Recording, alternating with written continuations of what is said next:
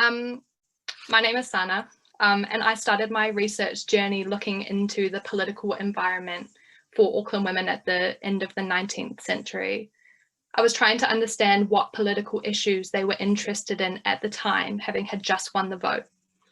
It became clear that there were three main women's political groups operating in Auckland at that time, and that there was one political issue that kept coming up over and over again in my analysis of primary source material, such as meeting minute books and newspaper articles. And this topic was the Contagious Diseases Act of 1869.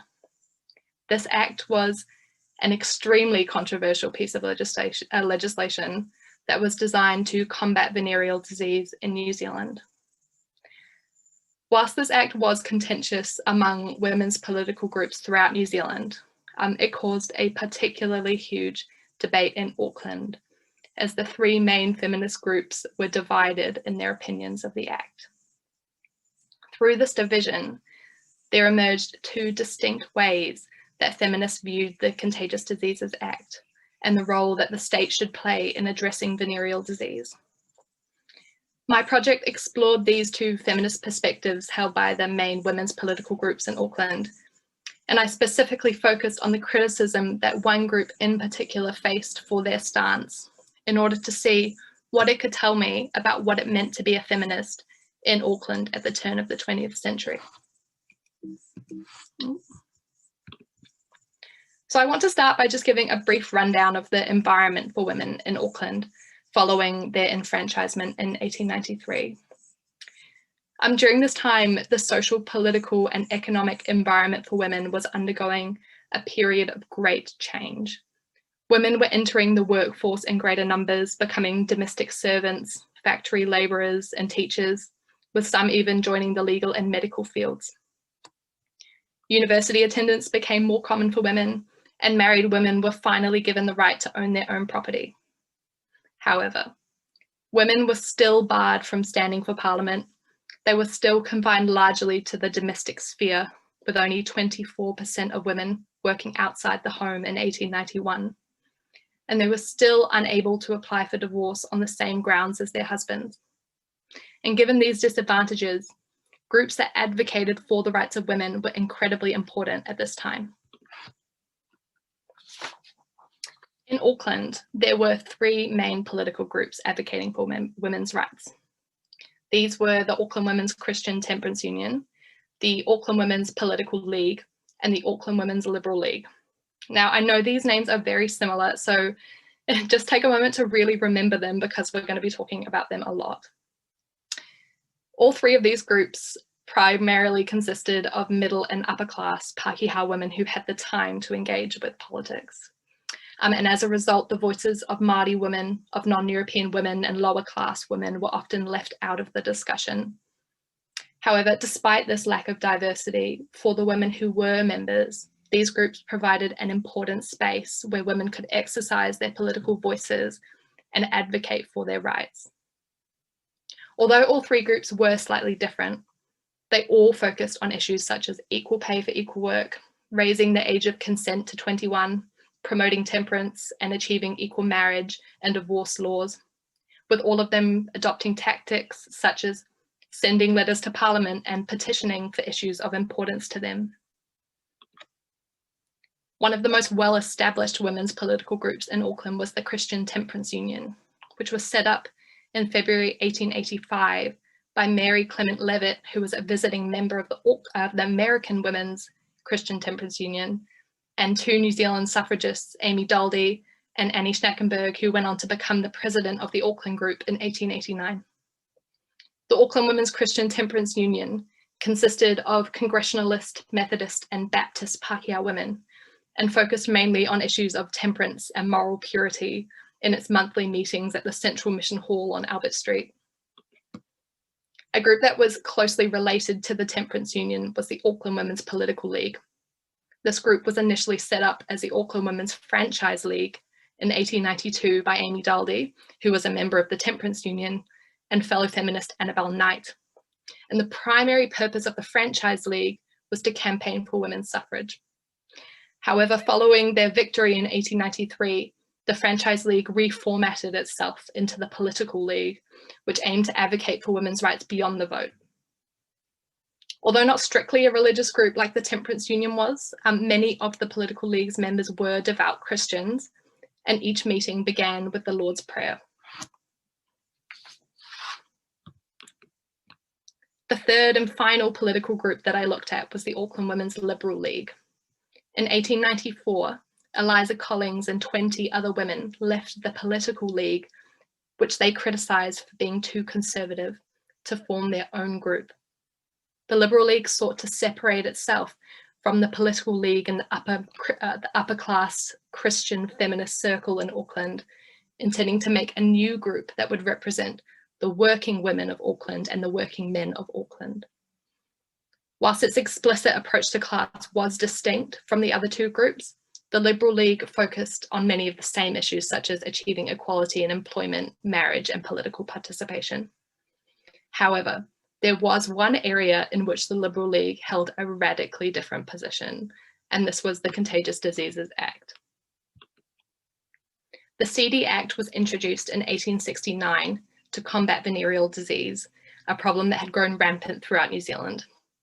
Under the Act, police were granted the power to force any woman they believed to be a common prostitute to undergo a mandatory genital examination. Women found to be carrying venereal disease were sent to lock hospitals or jails, where they were detained until they were classed as disease-free. Whilst these terms alone made the Act controversial, the fact that it applied to female prostitutes alone and not their male clients was highly contentious. Once passed by Parliament, the CD Act was not automatically applied in New Zealand under the central government.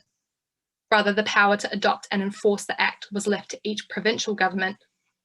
In the end, it was only Canterbury and Auckland that ever implemented the CD Act, with Auckland adopting it in 1882.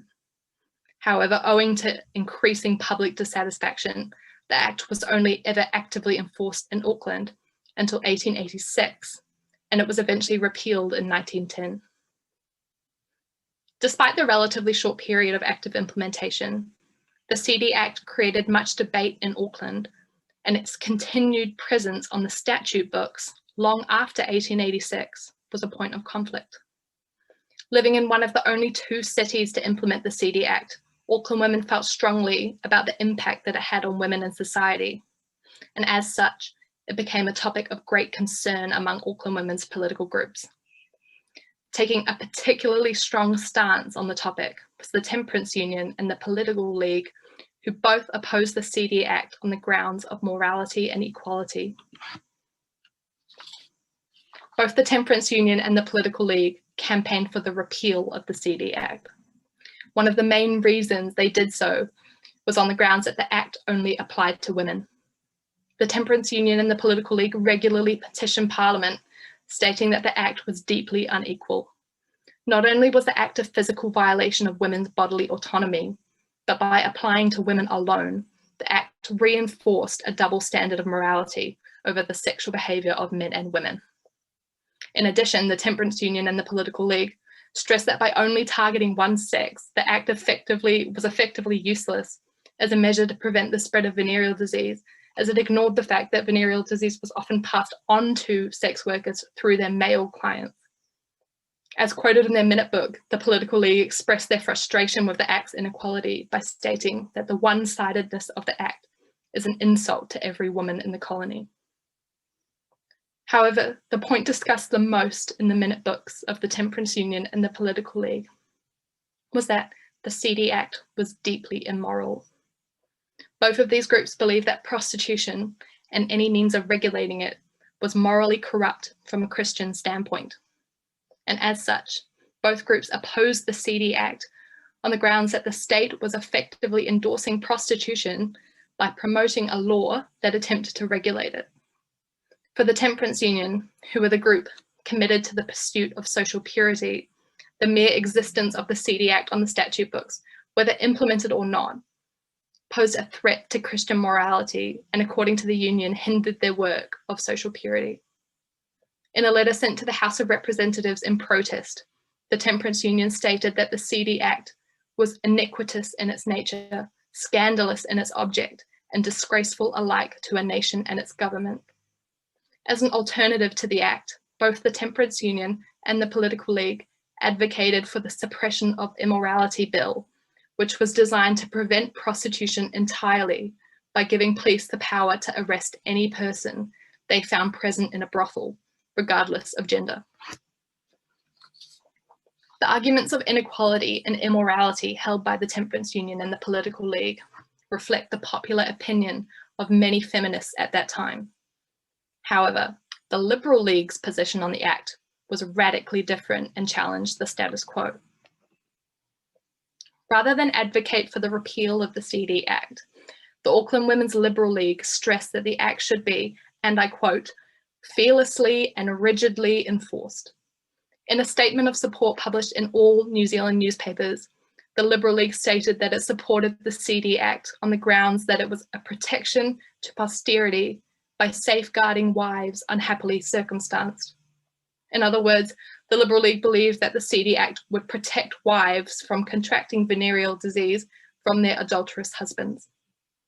However, they weren't referring to the CD Act as written on the statute books. Rather, they advocated for a newer version of the Act to be introduced that would apply equally to men and women. According to the Liberal League, this was the only way to address venereal disease, as moral and religious persuasion, like that promoted by the Temperance Union and the Political League, had never been effective in the past. The Liberal League believed that supporting the CD Act as a way to combat venereal disease was one of the highest duties imposed on the women of New Zealand by the enfranchisement of the sex. However, the Liberal League was accused of being the only women's group in the British Empire to support the Act, and their controversial position on the subject triggered an onslaught of criticism from feminists throughout the world. Although some politicians and medical professionals supported the Liberal League, feminists and members of the public criticised them and demanded that they retract their statement immediately. The most fervent criticism came from the New Zealand public, who wrote to national newspapers in huge numbers expressing their anger and frustration. Letters published in the paper accused the Liberal League of being foolish and hasty and sadly misled, with its members displaying utter ignorance and evidently knowing very little about the CD Act. They were criticised for supporting an act that encouraged prostitution, leads to the spread of disease, insults womanhood, and defies the law of God. One woman claimed that all the Liberal women of New Zealand have to bear the blame for what was really done by a small body in Auckland, while another woman asked the New Zealand Herald to publish the names of all those who voted for such an unwomanly resolution. In a statement in a local paper, the Temperance Union expressed extreme regret that any society of women should favour the reintroduction of the CD Act. And after having been mistaken for the Liberal League, the Auckland Women's Political League made it very clear that it had nothing whatsoever to do with the resolution favouring the CD Act. Criticism even poured in from overseas, with prominent British feminist Josephine Butler explaining that it would be a subject of self-abasement as women if it could be said throughout the world that the first group of Anglo-Saxon women who possessed the vote had failed to use it in this great purifying work. Following such blatant and emphatic criticism, the question must be asked, why did society see the position of the Liberal League in such a different way to the position of the other two groups, when, in many ways, they shared the same underlying principles? Despite the different ideologies behind the positions of the three groups, their perspectives on the CD Act shared the same two underlying feminist principles. All three groups wanted to protect women and achieve gender equality. For the Liberal League, achieving equality meant amending the CD Act to apply to both sexes, whilst for the Temperance Union and the Political League, achieving equality meant abolishing the Act entirely and introducing a new law that would impose a single standard of morality on both sexes. Although these are different takes on how to pursue